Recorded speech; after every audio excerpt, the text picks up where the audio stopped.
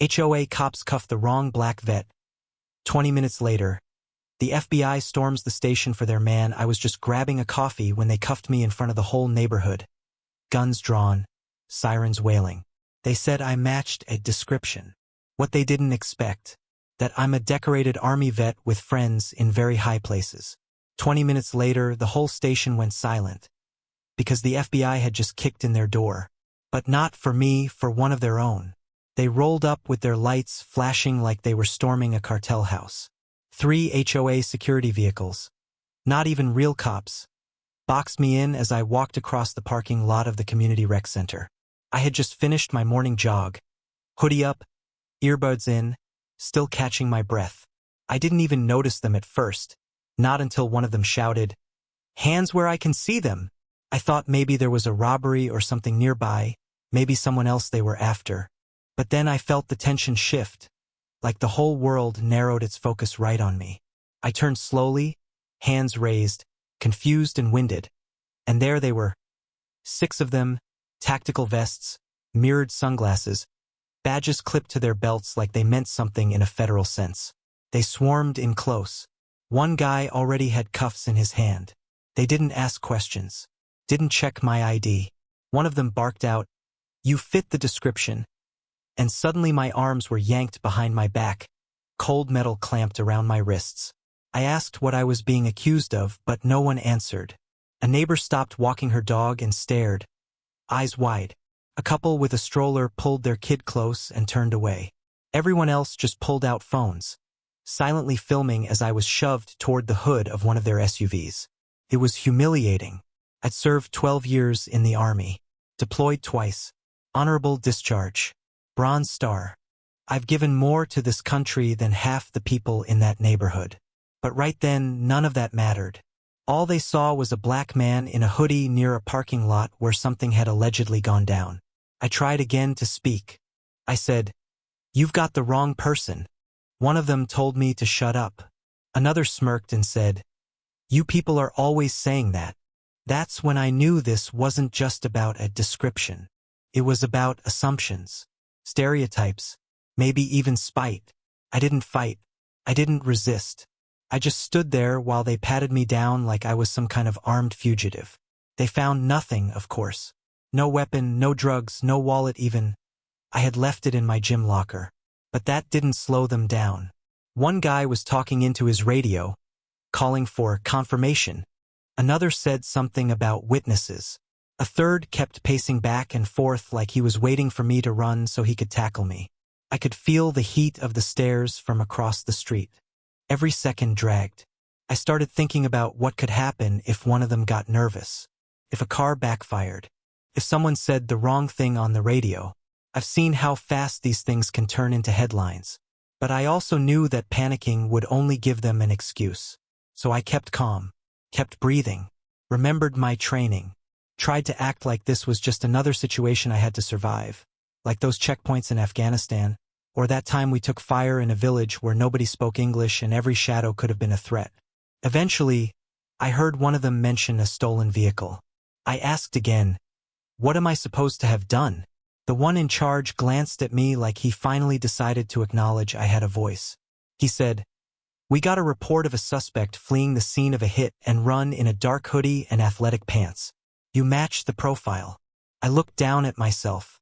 Black Nike hoodie, gray sweats, running shoes. So that's all it took. Not even facial recognition, not a license plate. Just clothes. In a community where dozens of people wear hoodies to jog every morning. But I was the one they saw, the one they stopped. And even then, with me standing there cuffed and calm, they weren't checking the facts. They weren't calling it in to verify my name. One of them even said, "He's probably got priors anyway." That one stung. I wanted to ask if they said that to every white jogger in the same clothes. But I didn't. I bit my tongue. Because when you're cuffed and surrounded, even a sigh can be seen as threatening. The neighborhood had always felt like a quiet place.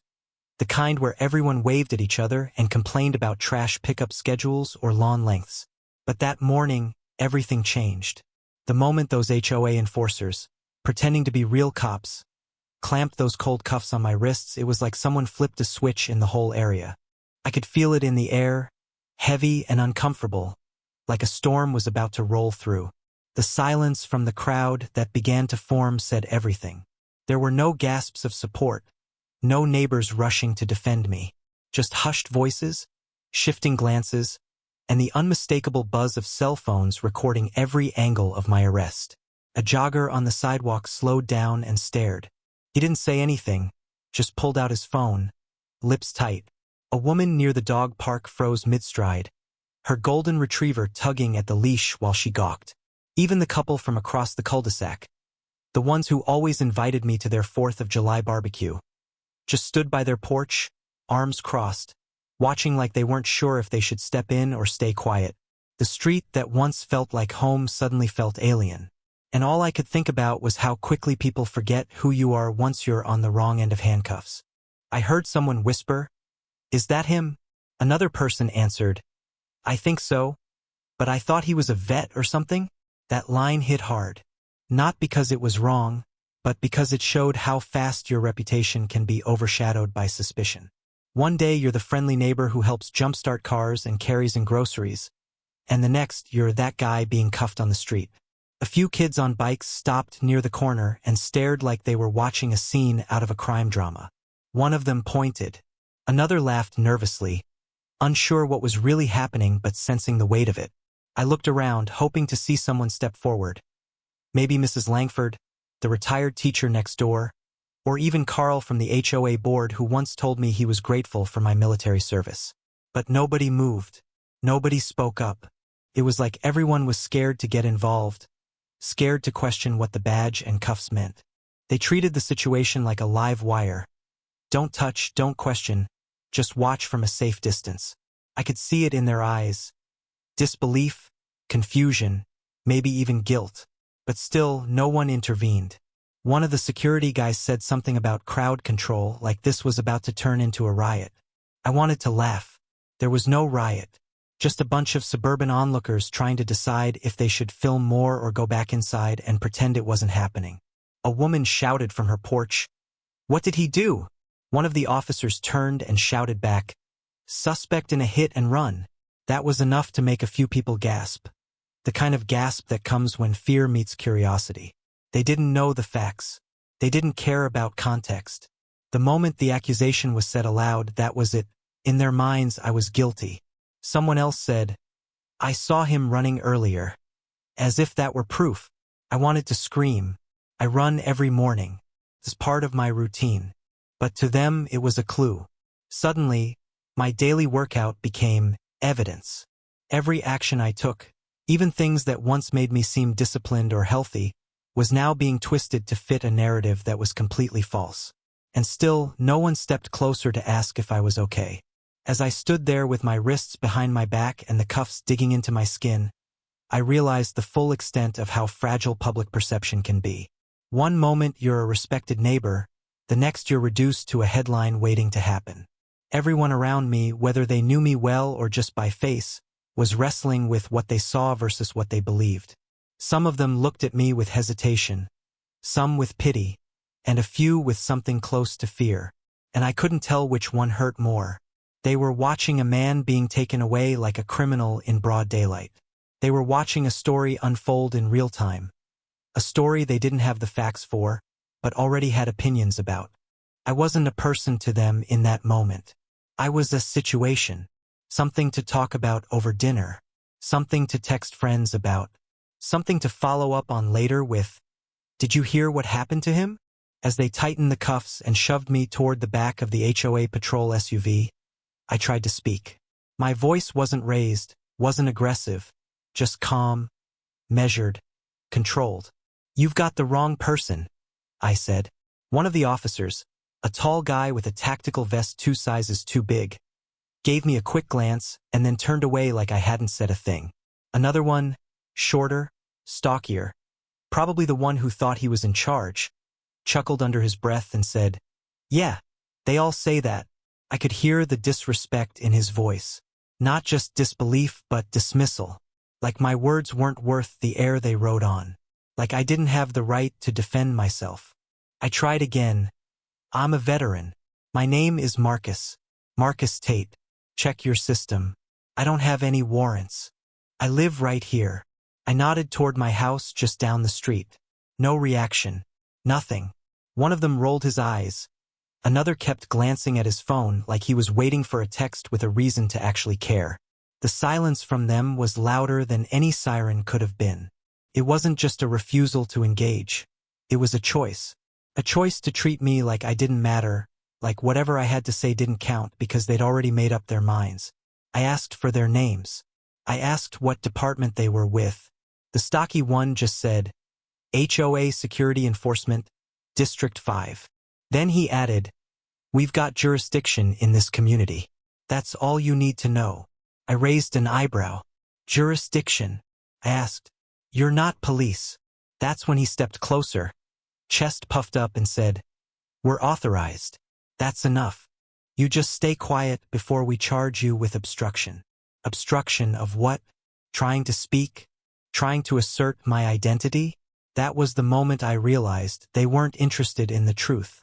They wanted compliance, silence, submission. That's all they respected. They kept whispering to each other, glancing back at me like I was some kind of puzzle they couldn't quite solve but didn't want to admit they had the wrong pieces for. I could see it in the eyes of one younger officer, maybe 25 at most. He looked uncomfortable. His gaze kept flickering between me and the tablet in his hands, like something didn't add up. I took a shot and said, you know this isn't right, don't you? He didn't respond, but he didn't look away either.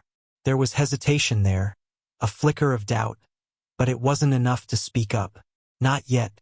One of the officers mentioned over the radio that a witness confirmed the description. I asked if they'd shown them a photo, or if this was just someone saying they saw a black guy in a hoodie running. No one answered.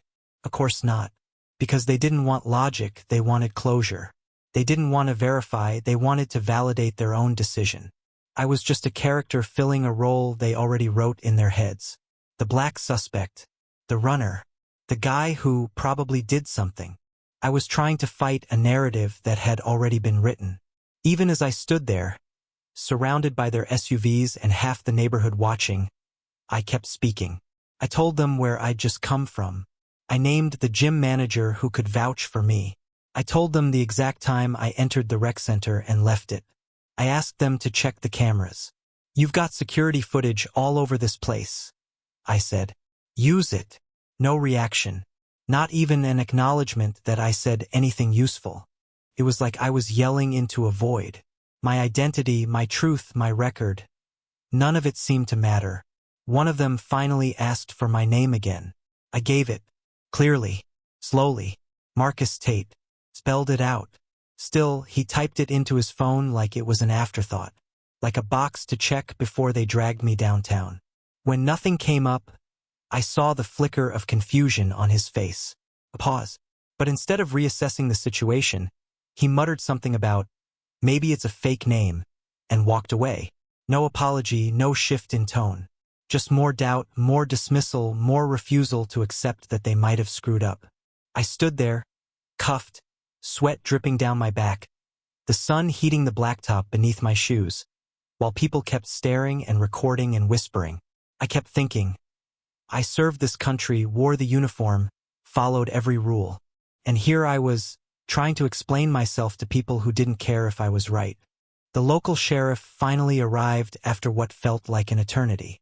A cruiser pulled up, lights still flashing, but the energy shifted the moment he stepped out. He wasn't HOA security. This was the real deal. County badge, full uniform, and an air of authority the others didn't have.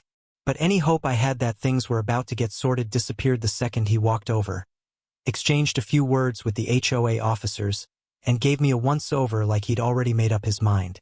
He didn't ask me my name, didn't ask me what happened. He just looked at me, sweaty from the jog, handcuffed, black, and nodded like everything made sense. One of the HOA guys, the one who had been running his mouth the most, pointed to me and said, "That's our guy. Witnesses say he fled the scene. Description matches." I shook my head and finally got the sheriff's attention. "Sir," I said firmly, "my name is Marcus Tate. I'm a veteran. I live here. I didn't flee from anywhere. I just came from the rec center. The sheriff looked at me for a long moment, expression unreadable, then turned back to the security officer and said, "You verified with the caller?" The HOA officer nodded quickly. They confirmed it was a black male in a hoodie and gray sweatpants. That's him. That's all it took. No further inquiry. No call to the alleged witness. No effort to check nearby security cameras, even though I told them multiple times they'd find footage of me walking into the gym, checking in at the desk, and then jogging back out again. The sheriff simply folded his arms and said, "Well, if the witness confirmed it, we've got probable cause." Couldn't believe it. Probable cause?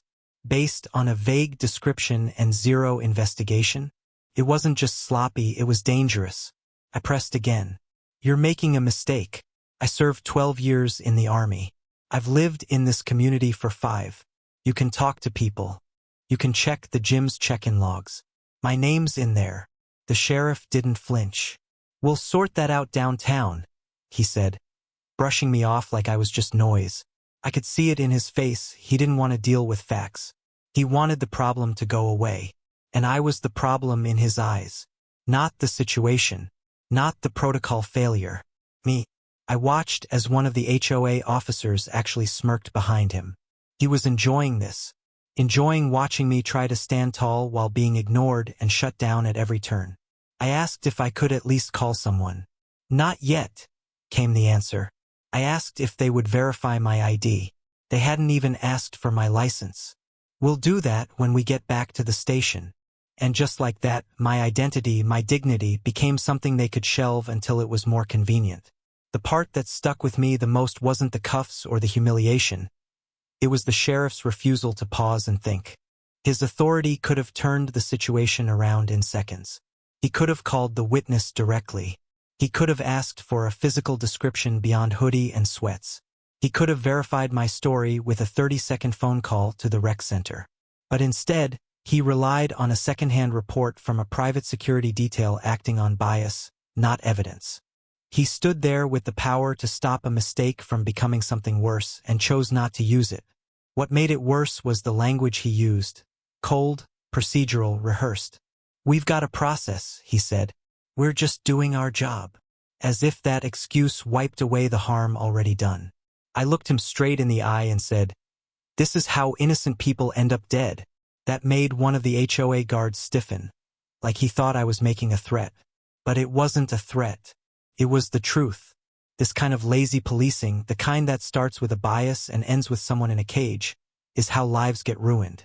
He didn't respond to that either. Just turned away and started talking into his radio again. I stood there, still cuffed, my wrists burning, sweat rolling down my face, and tried to hold on to some thread of composure. The people around were still watching. Some had drifted away, uncomfortable with how long this was dragging on. Others lingered, their phones still up, documenting everything. I hoped at least one of them was capturing the sheriff's refusal to act, the way the system, even at the local level, turned its back on the truth. It was around the 20-minute mark that everything changed.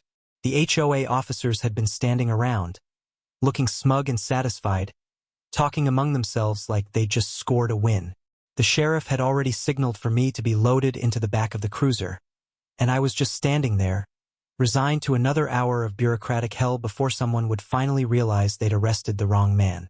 My wrists were sore, my patience was drained, and all I wanted was for someone, anyone, to actually verify something instead of assuming everything. And then, the air shifted. I noticed it first in the sudden buzz on the radio. The HOA officer closest to me stepped away to answer a rapid stream of chatter. His face changed. No more smugness.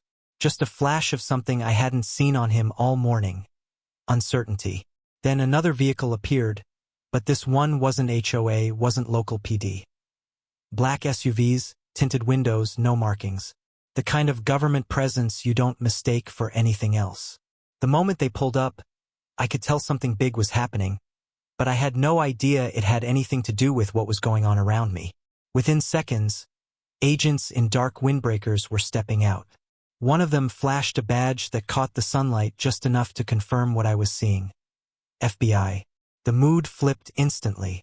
The HOA officers went from cocky to confused, stepping back, hands raised slightly like they didn't know whether to offer help or run for cover.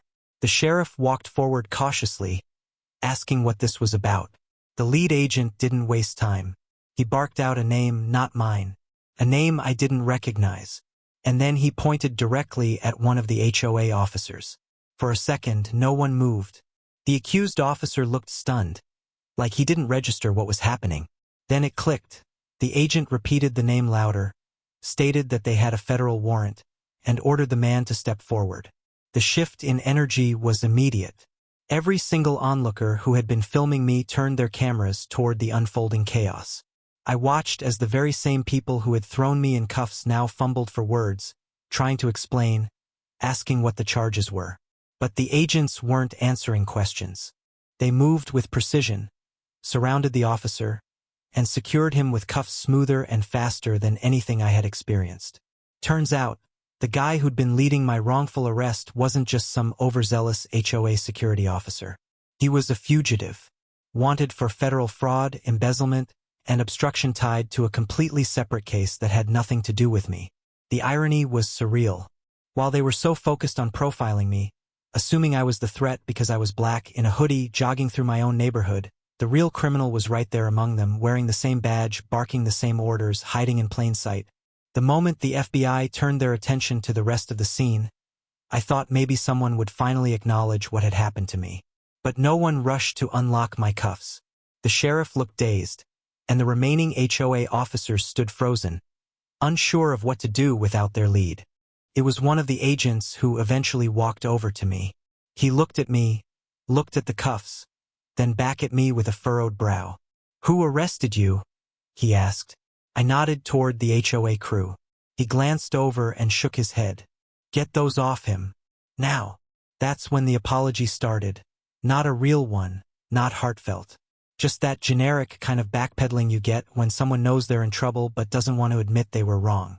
The sheriff mumbled something about mistaken identity.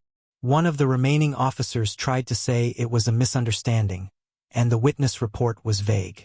But none of it mattered anymore, because the people who actually had authority had stepped in, and they didn't buy the HOA's version of the story for a second.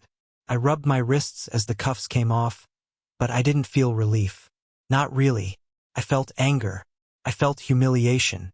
I felt vindicated, not because someone apologized, but because the same system that failed me had exposed one of its own. The agent who'd ordered my release gave me a nod, like he knew I'd been through hell. He didn't say much, but the way he looked at me told me enough. I wasn't crazy. I wasn't exaggerating. I was just one more person who got profiled, dismissed, and nearly disappeared by people who never should have had that kind of power. The real target wasn't me. It was the man who had cuffed me, barked orders, and smirked while I stood humiliated in front of my own neighborhood. The one who had shouted, "That's our guy," like he had scored a victory. As the FBI agents moved in with precision, his expression crumbled. Not in anger, but in sheer disbelief. It was as if he never imagined this day would come. One moment he was acting like a cop.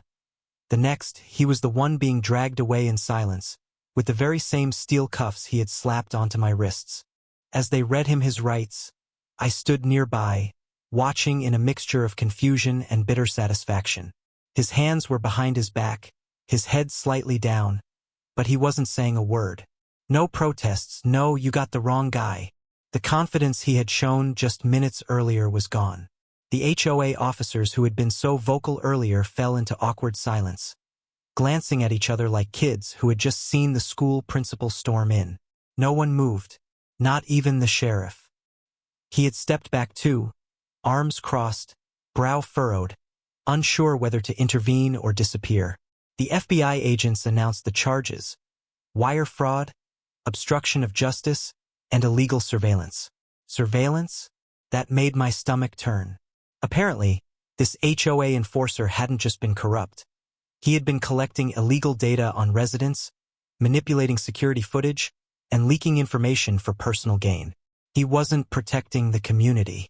He was exploiting it, all while walking around like a protector, flashing a badge that had no real meaning, flexing authority he never earned. As neighbors watched him get loaded into a black SUV, the shock on their faces was undeniable. This was someone many of them had trusted. Some had even praised him before, thinking he was keeping the neighborhood safe. Safe from who, though? From joggers like me? From people who didn't fit their mold? I could feel the stares turning again. Not of judgment, but of confusion. People were starting to realize what had just happened. They were piecing it together, how the wrong man was cuffed, and the real criminal had been giving the orders. No one knew what to say. The HOA officers were still standing awkwardly, trying to act like they hadn't just participated in a massive embarrassment. One of them stepped forward and muttered something about a miscommunication, but the FBI agent shut it down instantly. This wasn't miscommunication, he said. This was negligence. Maybe worse. That word stuck. Negligence. A single word that wrapped up everything I had experienced in those last 20 minutes. Because it wasn't just about wrongful arrest. It was about power, bias, and abuse, all wrapped up in a fake badge and a clipboard. As I stood there, arms finally free, I kept thinking about how easily this could have ended differently. If the FBI hadn't shown up when they did. If I had spoken a little louder. If one of those HOA guards had feared for their life. I've seen those headlines before. Veteran shot. Jogger mistaken. Man dies in custody. It's not paranoia. It's pattern. And that day, I had come so close to being another name on a list of tragedies that people only talk about after it's too late.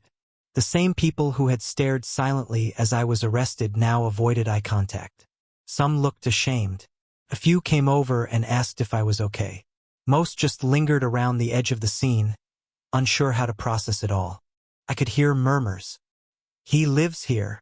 I thought he was military? Why didn't they just check his ID? All questions that should have been asked earlier when it mattered. But now the damage was done. My name was cleared, sure, but my trust. In this community, in these systems, that was a different story. The agent who had spoken to me earlier came back and handed me a card. If you want to file a formal complaint, you can start here, he said. I looked at the card for a moment, then nodded. Not just because I planned to follow up, but because someone had finally acknowledged that something wrong had happened. That maybe, just maybe, this time accountability wouldn't get swept under the rug. As the SUVs drove off, the HOA officers stood in a small huddle, whispering among themselves. Their leader was gone, and with him, the illusion of control they had built around fake authority and intimidation. The sheriff, now noticeably quieter, walked back to his cruiser without another word. The entire force of arrogance that had surrounded me earlier had evaporated. All that remained was a neighborhood staring at itself in the mirror, seeing something it didn't want to admit had been there all along. 14.